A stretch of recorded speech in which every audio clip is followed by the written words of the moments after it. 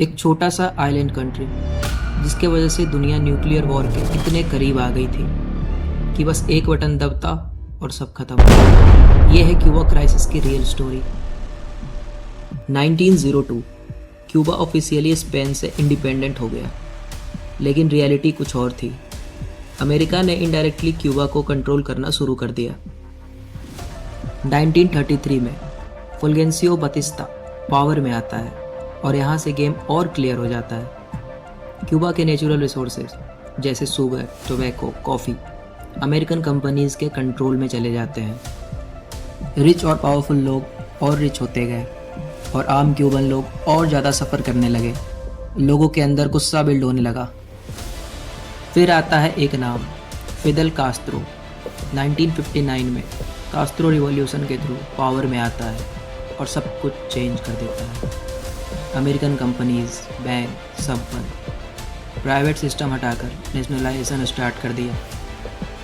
अब क्यूबा किसी और के कंट्रोल में नहीं, अपने कंट्रोल में था। अमेरिका के लिए ये एक बड़ा शौक था। यूएस ने कास्त्रो को हटाने के लिए हर पॉसिबल अटेम्प्ट किया। 600 से ज़्यादा असैसिनेशन अटैम्प्ट्स, बट सब फेल। इकोनॉमिक सैंक्शंस लगाए गए, क्यूबा को आइसोलेट कर दिया गया। यहाँ से सिचुएशन और डेंजरस होने लगी। क्यूबा को सपोर्ट मिला सोवियत यूनियन से। रसिया ने क्यूबा में न्यूक्लियर मिसाइल डिप्लॉय करने का प्लान बनाया और यही वो मोमेंट था जब दुनिया न्यूक्लियर वॉर के बिल्कुल एज पे खड़ी थी।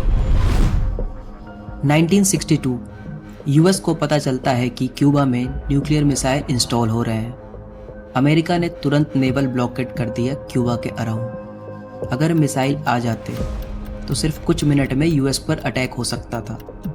टेंशन इतनी बढ़ गई थी कि वर्ल्ड वॉर 3 ऑलमोस्ट स्टार्ट हो गया था। फाइनली यूएस और यूएसएसआर के बीच डील होती है।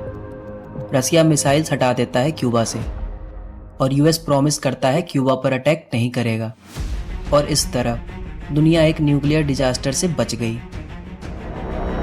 लेकिन क्यूबा की प्रॉब्लम्स यहीं ख़त्म नहीं हुई।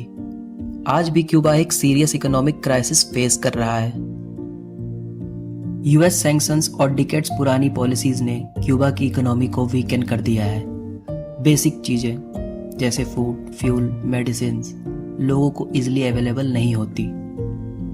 फ्यूल शॉर्टेज की वजह से पूरे कंट्री में फ्रीक्वेंट ब्लैकआउट्स होते हैं। कभी कभी 10-12 घंटे तक इलेक्ट्रिसिटी नहीं होती।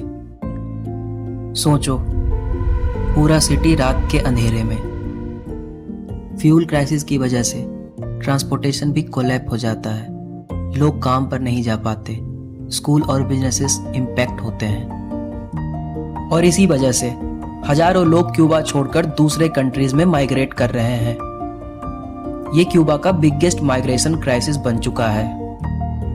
कोरोना पेंडेमिक ने सिचुएशन और खराब कर दी। टूरिज्म, जो क्यूबा का मेजर इनकम सोर्स था, ऑलमोस्ट बंद हो गया। पुरानी इंफ्रास्ट्रक्चर और लैक ऑफ इन्वेस्टमेंट की वजह से बिल्डिंग, पावर सिस्टम और पब्लिक सर्विसेज धीरे धीरे कोलैप्स हो रहे हैं। एक वक्त था जब क्यूबा दुनिया के सबसे पावरफुल कॉन्फ्लिक्ट्स का सेंटर था, और आज वही देश बेसिक सर्वाइवल के लिए स्ट्रगल कर रहा है। और शायद यही सबसे बड़ी रियलिटी है जियोपॉलिटिक्स की। वॉर खत्म हो जाते हैं, उनके इफेक्ट्स जनरेशंस तक रहते हैं।